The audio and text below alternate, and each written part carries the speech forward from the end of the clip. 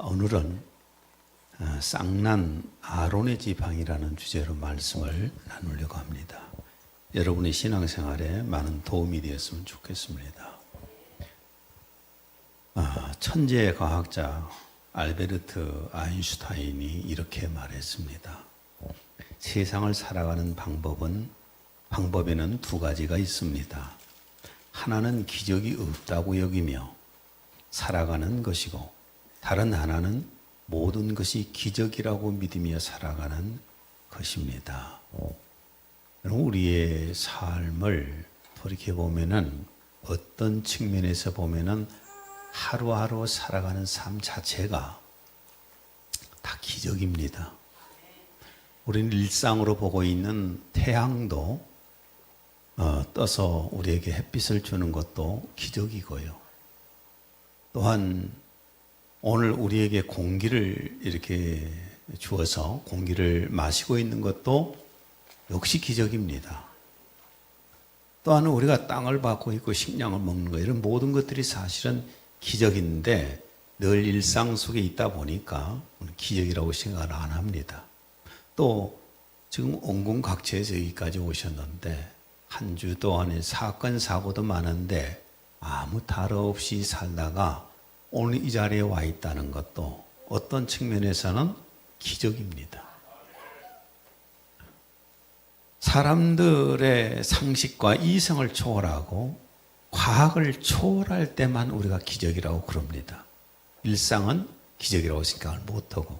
근데 오늘은 특별하게 정말 기기묘묘하고 신비로운 기상천외한 그런 기적 사건에 대해서 말씀을 나누려고 합니다.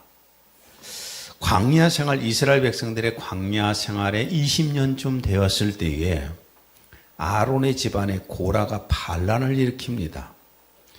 고라가 당을 만들어서 모세의 지휘권에 도전하게 되고, 특별히 아론의 제사장권에 대한 불만을 굉장히 많이 품고 있다가 여기에 대한 반기를 들고 대항을 하게 됩니다.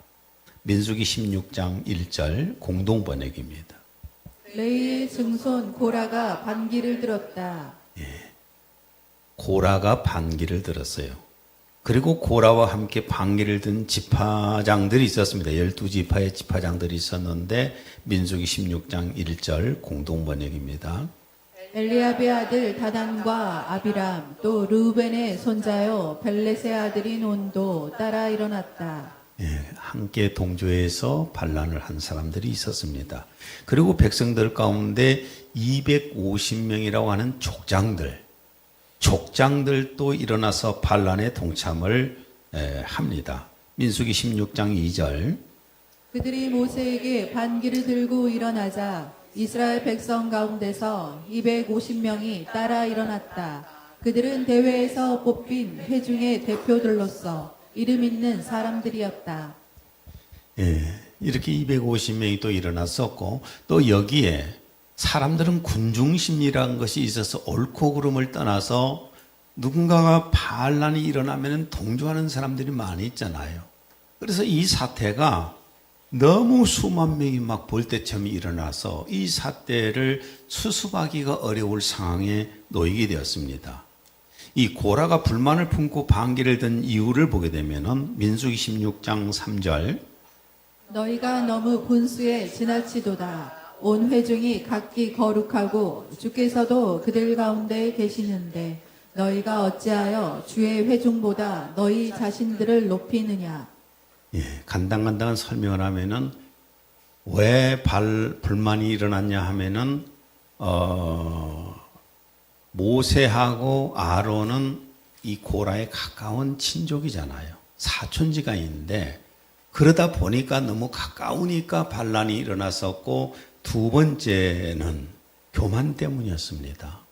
교만 때문에 모세도 지도자가 되고 아론도 대제사장을 하는데 왜 우리가 못하냐?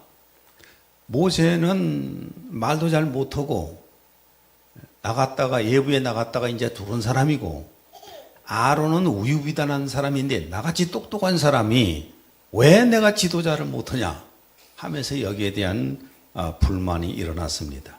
그러면서 하는 말이 다 같은 하나님의 백성인데 왜 너희들만 지도자라고 하는 것이냐? 이렇게 하는 겁니다.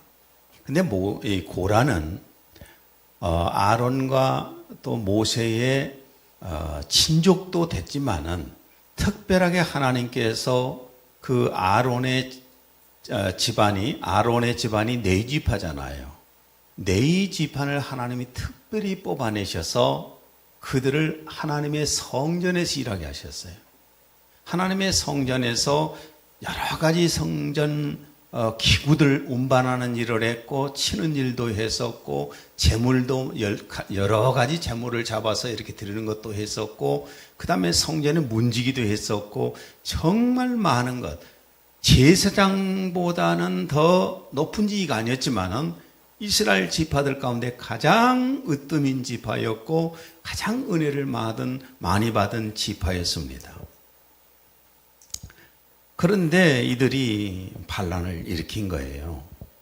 근데 어떤 존재든지 어떤 단체든지 권위와 조직이 있어서 질서가 유지되어야 평화가 유지가 되는 것입니다. 그래서 하나님께서는 권위자를 세우는 것이고 또한 조직을 만들고 질서를 유지시키는 겁니다. 로마서 13장 1절 각 사람은 위에 있는 권세자들에게 복종하라. 하나님께로부터 나오지 않은 권세는 없나니 모든 권세는 하나님께서 정하신 것이라. 이 나라도 가장 권력자가 있잖아요. 그 사람의 어떤 그 통수권을 인정을 안 하게 되면은 나라가 혼란 속에 빠져서 결국은 자멸할 수밖에 없게 되는 겁니다. 교회도 마찬가지겠죠.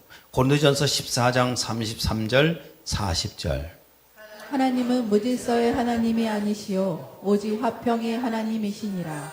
모든 것을 품위 있게 하고 질서 있게 하라. 예, 모든 것을 품위 있게 하고 질서 있게 하라. 인격적으로 하라는 겁니다. 그래서 하나님께서는 모세를 백성들의 지도자로 세우시고 아론을 대제사장으로 세워서 모든 것을 질서 있게 만들어 가십니다. 민수기 3장 10절 너는 아론과 그의 아들들을 임명하여 제사장 직분을 행하게 하라. 외부인이 접근하면 죽일지니라. 아론의 제사장권은 누구로부터 왔습니까? 하나님이 직접 명령을 하셔서 제사장이라고 하는 직책을 가졌고 권위를 갖게 된 겁니다. 그런데 고라와 그 일당이 반기를 들었다는 것은 사람에게 반기를 든 것이 아니라 결국은 하나님께 반기를 든 것이 된 겁니다. 그래서 모세가 고라에게 책망을 합니다. 민수기 16장 9절에서 10절 이스라엘의 하나님께서 이스라엘의 회중으로부터 너희를 성별하시어 주의 성막에서 봉사의 일을 하도록 하시고 회중 앞에 서서 그들을 섬기게 하시려고 너희를 자기에게로 가까이 불러오신 것이 작은 일로 보이느냐. 주께서 너와 너의 모든 형제 레이의 아들들을 가까이 데려오셨는데 너희가 제사장 직분도 요구하느냐. 하나님께서 은혜를 주셔서 하나님의 백성이 되게 하시고 그들 가운데서 특별하게 너희 레인들을 뽑아내어서 선별해 내어서 성전을 섬기게 하고 그 중에서 성전 기물과 제물을 준비하며 성전 문지기로서 성전을 지키게 하셨는데 그 은혜에 감사하지 않고 어찌하여 제사장 직책까지 욕심을 내느냐 이렇게 책망을 합니다. 주신 은혜에 감사하지 못하고 영적 권위에 도전하는 것을 교만 때문입니다. 로마서 12장 3절 공동 번역입니다. 여러분 자신을 과대평가하지 말고 하나님께서 각자에게 나누어 주신 믿음의 정도에 따라 분수에 맞는 생각을 하십시오.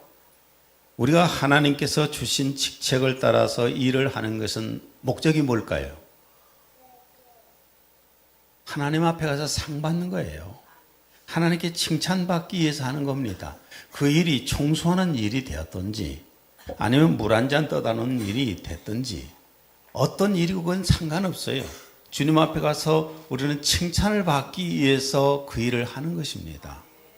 그 어떤 일이 되었든지 거기에 감사하고 거기에 분수에 맞게 하라는 겁니다. 그래서 하나님께서 아론의 제사장권을 알게 하시는 사건이 두 사건이 있는데 그 첫 번째 사건이 무엇이냐 하면은 하나님 앞에 분향하는 자격이 향로에다가 향을 담아서 하나님 앞 향을 올리는 그 사건이 그것을 일을 제사장이 하지 않습니까? 그래서 분향할 제사장들에게 그 분향 향로를 주고 그랬는데 각 지파에서 향로를 가지고 와서 하나님 앞에 향을 드리게끔 합니다. 민수기 16장 16절에서 18절. 모세가 고라에게 말하기를 너와 너의 모든 동료는 아론과 함께 내일 주 앞에 있으라. 또 너희는 각자 자기 향로를 가지고 그 안에 향을 넣고 각자가 자기 향로 곧 250개의 향로를 주 앞으로 가져오라. 너와 아론도 각자 자기 향로를 가져올지니라 하더라. 그들이 각각 자기 향로를 가지고 그 안에 불을 담아 향을 그 위에 놓고 모세와 아론과 함께 회중의 성막문에 섰더라. 누가 하나님께서 세우신 제사장인가를 하나님께서 직접 보여주시겠다는 겁니다. 그 결과가 어떻게 되었는가? 하나님께서 이스라엘 회중들에게 이 고라 일당의 그 주변으로부터 물이 떠나라고 합니다. 모든 백성들은 다 떠나가라. 민수기 16장 31절에 33절 현대어로 읽습니다. 모세가 제 말을 다 마치기도 전에 다단과 아비람이 딛고 서 있던 땅이 갈라져 다단과 아비람뿐만 아니라 그 가족들과 온갖 재산과 고라를 따르던 온 무리를 집어삼켰다. 그들이 재산과 함께 산채로 음부로 떨어지자 땅이 입을 다물었다. 그렇게 그들은 사라져버렸다. 그 밑에 고라 일당에 있는 땅이 지진이 일어나서 갈라져 버렸다는 겁니다. 산채로 다 들어가 버렸어요. 그 가족들까지. 자, 얼마나 무섭습니까? 나는 이 하나님의 심판에 대해서 성경 속에서 찾아보게 되면은 정말 심장이 떨릴 때가 많아요. 이게 현장에서 일어난 사건이잖아요. 그 다음에 반역의 해중들을 선동했던 가문의 250명의 그 족장들, 250명의 족장들은 어떤 심판을 받았는가? 민수기 16장 35절. 여호와께로부터 불이 나와서 분향하는 250명을 불살랐더라. 하나님부터 불이 와서 번갯불처럼 불이 와가지고 250명을 그 자리에서 태워 죽였다는 겁니다. 참 무섭잖아요. 노아 홍수 사건이든 소돔과 고모라 땅 사건이든 이 심판은 정말 무서워요. 그리고 백성들 속에 전염병이 빠르게 번집니다. 민수기 16장 49절. 전염병으로 죽은 자들은 코라의 일로 죽은 자들을 제외하고 14,700명이더라. 14,700명이 전염병으로 한꺼번에 막 죽습니다. 일벌백계 사건이죠. 이런 무서운 사건을 통해서 아론이 하나님께서 세우신 제사장인 것을 알게 하십니다. 그러니까 어떤 하나님께서 권위의 이계 질서를 만드셔서 그걸 통해서 이스라엘을 평화롭게 만들기 위함이겠죠. 그래서 일벌백계로 이런 심판을 통해서 아론이 하나님께 세우신 제사장인 것을 증명해 주십니다. 그리고 두 번째 사건이 뭐냐면 아론이 하나님께 세우신 제사장인 것을 보여주는 두 번째 사건이 있는데 그것이 오늘 읽으신 본문입니다. 각 12지파별로 족장들의 지팡이를 거두어서 족장들의 이름을 쓰게 하였습니다. 2절부터 3절. 너는 이스라엘 자손에게 고하여 그들 조상들의 가문에 따라 그들 중에서 각자의 지팡이 하나씩을 취하되 그들 조상들의 가문에 따라 그들의 모든 고관에게서 12지팡이를 취하여 각자의 지팡이에다 그 사람들의 이름을 기록하라. 너는 레이의 지팡이에다 아론의 이름을 쓰라. 이는 지팡이 한 개가 그들 조상들의 가문의 우두머리를 위한 것임이라. 이스라엘 백성들이 광야를 40년 동안 광야를 생활해 가면서 많은 짐승들도 있잖아요. 무서운 징물들도 있고 또 피곤할 때 이렇게 짚으면서 가기도 하는 이런 그 무기겸양 지팡이예요.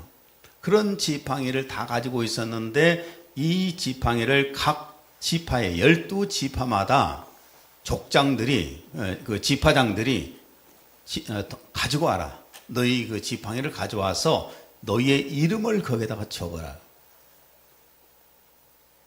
4절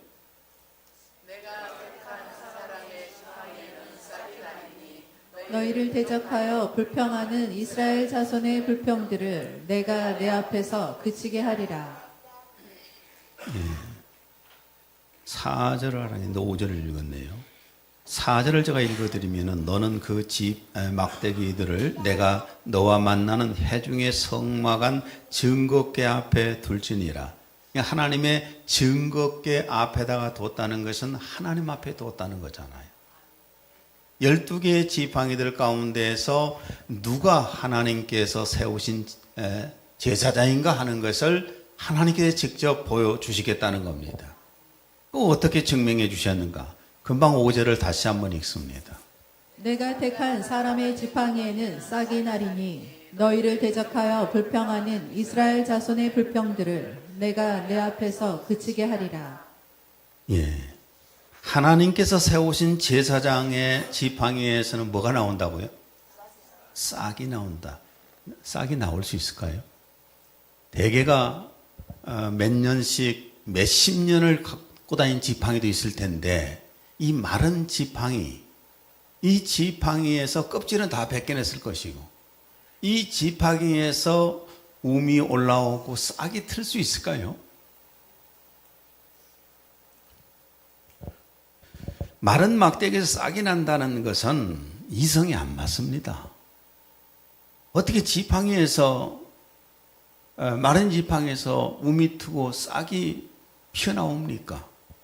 이건 이성이 안 맞잖아요. 생명과학으로도 안 맞습니다.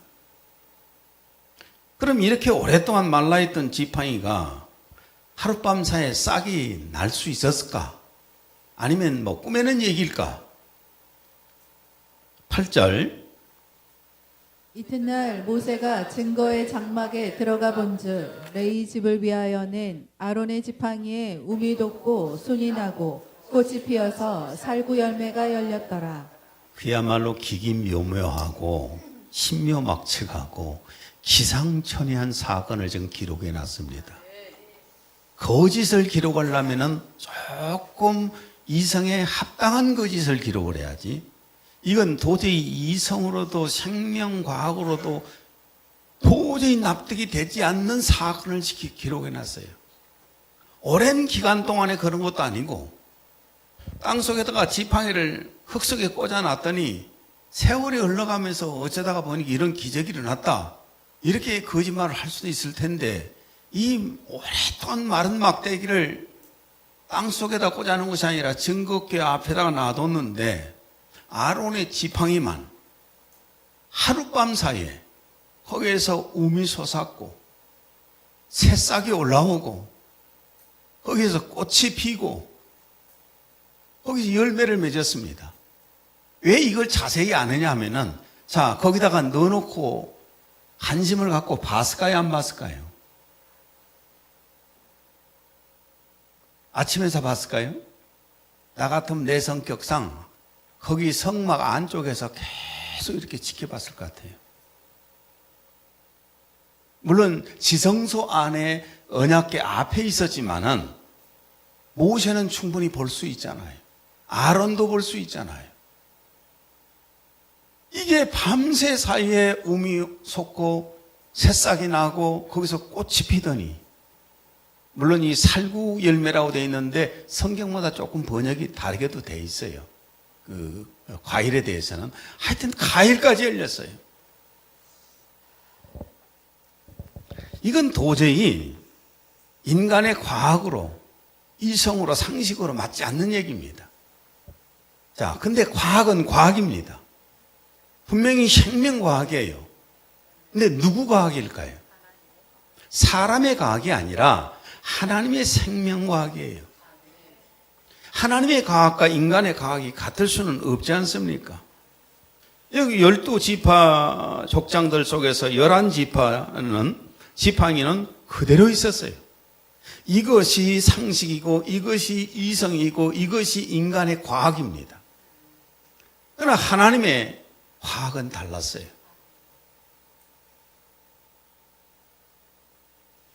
하나님께서는 인간의 과학이 아니라 하나님의 과학으로 하시는 겁니다.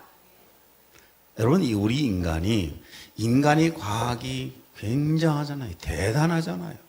우리가 이 마이크도 사용해서 음향을 통해서 선도 없는데 연결이 돼가지고 다 음향 시스템 갖춰서 듣고 있잖아요.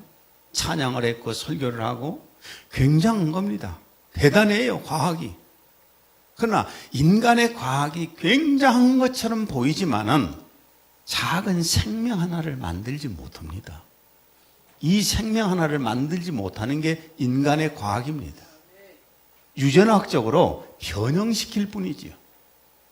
생명을 변형시키는 것에 불과하지 생명 자체를 만들지 못해요. 인간의 과학이라고 하는 것은.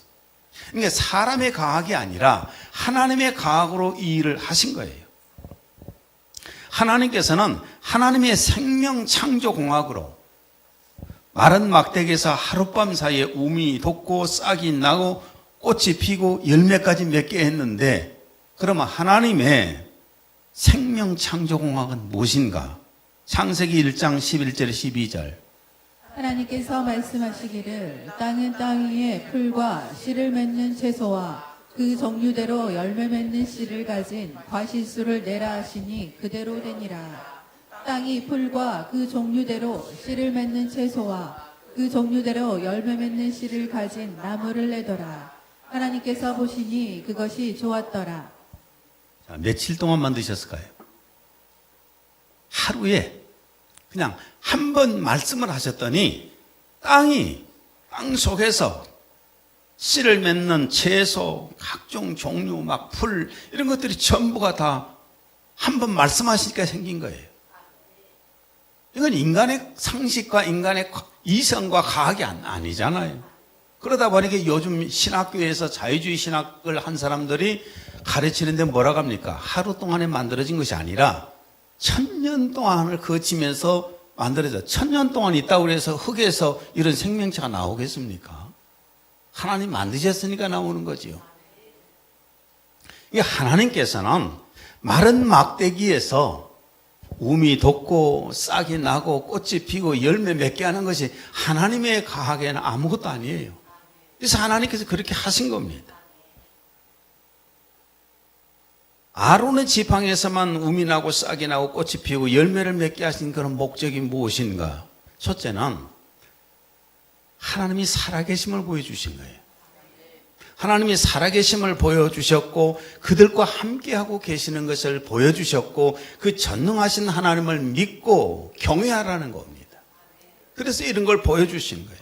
두 번째는 사람들에게 아론이 하나님께서 세우신 제사장인 것을 보여주신 겁니다. 증명하시는 거예요.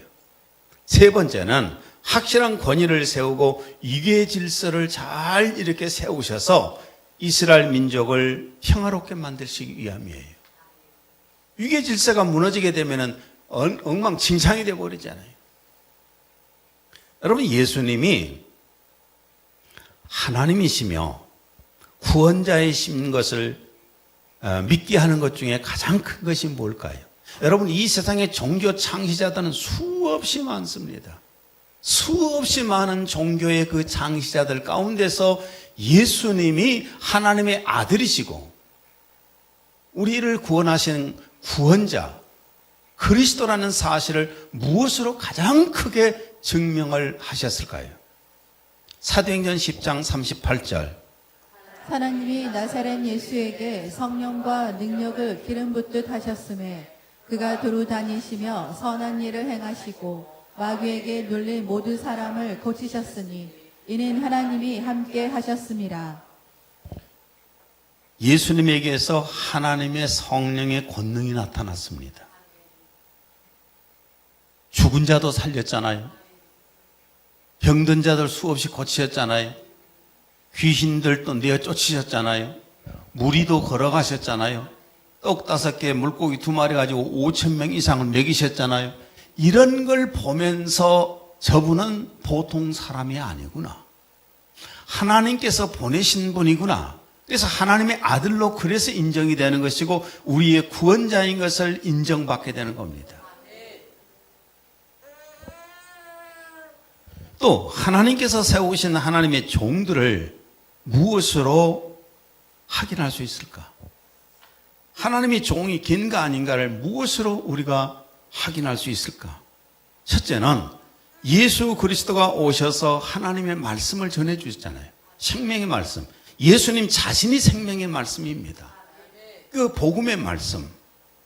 이 복음의 말씀을 전하고 있는지를 확인해야 됩니다. 수많은 목사들이 있습니다. 근데 그들이 과연 예수 그리스도의 생명의 말씀을 전하는가를 확인을 해야 됩니다. 요한 1서 1장 1절 2절 태초부터 계셨고 우리가 들었으며 우리 눈으로 보았고 주목하여 살폈으며 우리 손으로 직접 만졌던 생명의 말씀에 관해서라. 그 생명이 나타나심에 우리가 보았고 증거하였으며 너에게 그 영원한 생명을 보여주셨으니 그 생명은 아버지와 함께 계셨으며 우리에게 나타나셨느니라. 예수 그리스도가 바로 생명의 말씀입니다. 그 생명의 말씀, 그러니까 예수님에게서 나오는 복음의 그 생명의 말씀이 우리를 살리는 거예요. 그 예수님의 복음을 전하고 있는가 하는 겁니다. 수많은 정치니 경제니 문화니 많은 것들을 설교를 하고 있겠지만은 그것은 우리를 살리질 못합니다. 우리 영을 살려내질 못해요. 예수 그리스도의 생명의 말씀이 전해지고 있는가 이것을 보고 하나님의 종인가 아닌가를 확인해야 됩니다. 두 번째, 하나님의 성령의 권능이 나타나는지를 확인해야 됩니다. 하나님이 기름 부어 세우셨다면 하나님의 성령이 그 안에 계시잖아요. 그리고 권능을 행하시잖아요. 마태복음 10장 1절 예수께서 그의 12제자를 부르사 더러운 귀신을 쫓아내며 모든 병과 모두 약한 것을 고치는 권능을 주시니라. 하나님의 종들에게는 이런 권능을 주시는 겁니다. 고린도전서 2장 4절 내 말과 내 설교를 설득력 있는 인간의 지혜의 말로 하지 않고 성령과 능력을 나타내므로 하였으니. 이 바울 사도도 내가 여러분을 가르치는 말과 설교하는 것들이 인간의 지혜, 인간의 지식, 사람의 언어 이런 걸로 해서 하는 것이 아니라 성령의 권능을 통해서 성령님께서 역사하시는 그 권능을 통해서 내가 전하는 메시지가 복음이라는 것을 증거했다. 그래서 여러분에게 믿음을 갖게 했다. 이런 말씀입니다. 오늘 우리 한국 교회의 기독교 안에 슬픈 얘기들이 뭔 줄 아십니까? 우리 한국 기독교회는 신학교를 나옵니다. 신학교를 나오면은 목사 고시를 받습니다. 그래서 거기 학교 가면은 목사 안수를 받습니다. 사람들에게 목사 안수를 받습니다. 그러면은 목사 자격증을 줍니다. 그래서 우리 대한민국에는 지금 현재 목사 자격증을 받고 있는 사람이 수십만 명입니다. 정확하게는 모르겠어요. 100이 넘는지도 모르지요. 100만이 넘는지도 모르지요.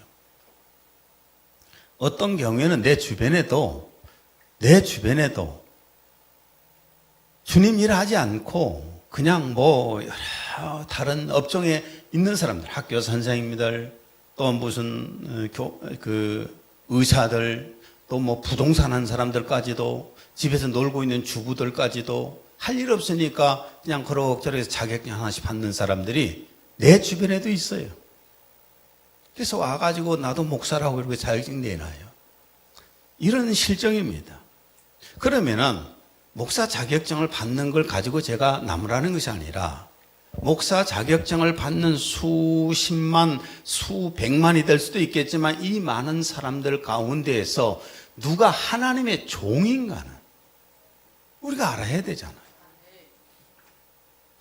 누가 하나님의 종인가는 알아야 됩니다. 이렇게 목사 자격증을 받은 사람들 중에 누가 하나님의 종인가? 고린도전서 4장 19절 20절. 주께서 허락하시면 내가 너희에게 속히 나아가서 교만한 자들의 말이 아니라 오직 그 능력을 알아보겠으니 하나님의 나라는 말에 있지 아니하고 오직 능력에 있음이라. 주님께서 허락하시면은 바울 사도가 하는 말입니다. 주님께서 허락하시면은 내가 너희에게 고린도 교회로 가서 고린도 지역에 있는 교회들을 돌아다니면서 속히 나아가 교만한 자들의 말이 아니라, 우리 이 한국은 그러잖아요. 말 잘하면은 유명한 목사잖아요. 공부를 많이 하고 학식이 높으면은 유명한 목사잖아요.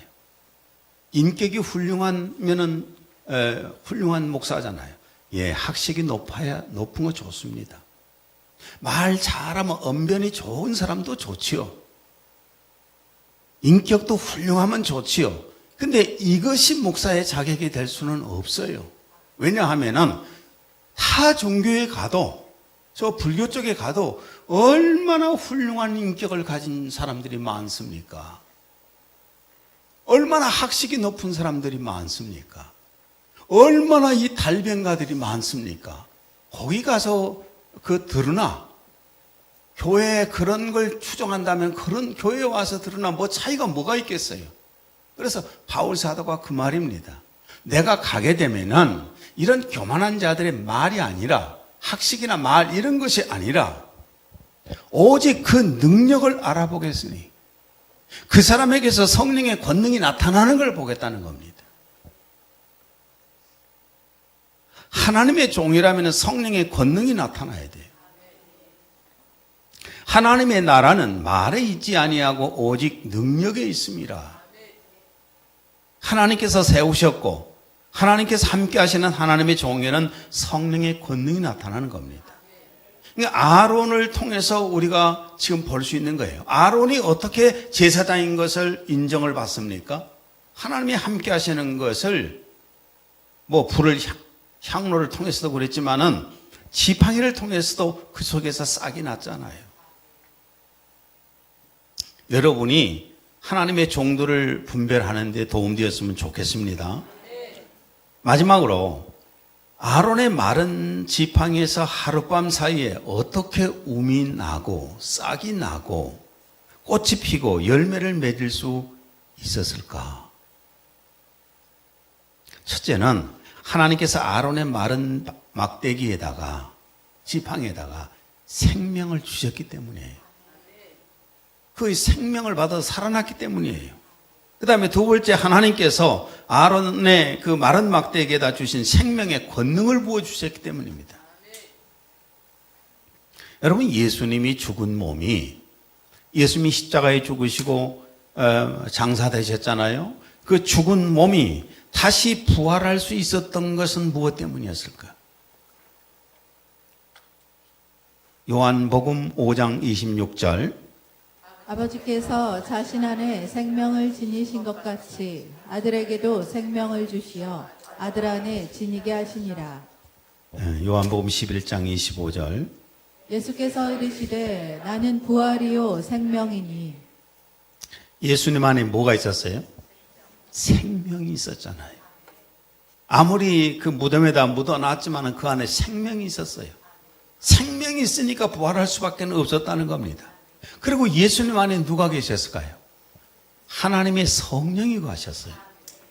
하나님의 성령이 거하시니까 하나님의 성령이 그 예수님 안에 있는 생명을 통해서 부활시키신 거예요. 자, 그러면은 예수님 재림에 오실 것을 믿습니까? 예수님 재림하시는 거 분명히 믿어요. 그럼 어떤 사람이 신령한 몸으로 부활할까? 교회 다닌 사람마다 다 부활되는 거 아니에요. 어떤 사람이 예수님 재림에 오실 때에 신령한 몸으로 부활할 것인가? 그걸 위해서 우리 신앙생활하는 거 아닙니까? 요한 1서 5장 12절. 아들이 있는 자에게는 생명이 있고 하나님의 아들이 없는 자에게는 생명이 없느니라. 하나님의 아들 예수 그리스도, 하나님의 생명을 가지고 오신 분이잖아요. 그러면 그 아들, 생명 있는 아들 예수 그리스도를 내 안에 모시고 있으면 내 안에 생명이 있는 겁니다. 우리는 예수 그리스도를 믿어서 그 피로 죄사함 받은 사람들이고 성령으로 거듭나서 주님 안에서 하나님의 생명을 받은 하나님의 자녀들입니다. 요한복음 3장 5절에서 6절. 사람이 물과 성령으로 나지 아니하면 하나님의 나라에 들어갈 수 없느니라. 육으로 난 것은 육이요 성령으로 난 것은 영이니. 예수 그리스도를 구주로 믿어서 죄사함 받고 그때 성령님께서 내 안에 오셔서 내 안에서 하나님의 생명을 넣어주십니다. 그래서 내가 그걸 거듭났다고 하는 겁니다. 내 죽은 영이 하나님의 생명을 받아서 살아났으니까 그것을 거듭났다는 표현을 쓰는 겁니다. 고린도전서 15장 51절, 52절. 보라, 내가 너희에게 비밀을 말하노니 우리가 다 잠잘 것이 아니요 마지막 나팔에 순식간에 호련히 다 변화되리니 나팔 소리가 나매 죽은 자들이 썩지 아니할 것으로 다시 살아나고 우리도 변화되리라. 성령은 분명하게 약속하십니다. 하나님의 생명이 예수 그리스도 안에 있고 예수 그리스도 안에 그 생명이 있는데 그 예수 그리스도를 모신 사람들에게는 하나님의 생명이 있다는 겁니다. 그 하나님의 생명이 있는 사람은 예수님이 재림에 오실 때 반드시 부활된다고 했습니다. 예수 그리스도 아니면은 생명을 얻을 수가 없고 예수 그리스도를 믿지 아니하면 절대로 생명의 부활을 할 수가 없는 겁니다. 그러면 누가 과연 예수님 안에 있는 생명을, 하나님의 생명을 받은 사람을 부활시킬 것인가? 로마서 8장 11절. 예수를 죽은 자들로부터 살리신 분의 영이 너희 안에 거하시면 그리스도를 죽은 자들로부터 살리신 분이 너희 안에 거하시는 그분의 영으로 인하여 너희의 죽을 몸도 살리시리라. 누가 살리셨어요? 하나님의 성령이. 하나님의 성령이 내 안에 계시는데 그 성령을 통해서 하나님 아버지께서 부활시킨다는 겁니다. 예수님 안에 하나님의 생명이 있었으니까 그 안에 또한 성령님이 계셔서 그 생명을 성령님께서 부활시켰듯이 우리 안에 예수 그리스도 안에 있는 생명을 받아서 내 안에 생명이 있어요. 그 생명을 누가 부활시키느냐? 내 안에 계신 성령님께서 부활시키는 겁니다. 말씀을 마무리 지면서 한 가지 제가 질문합니다. 여러분은 예수 그리스도의 재림을 기다립니까?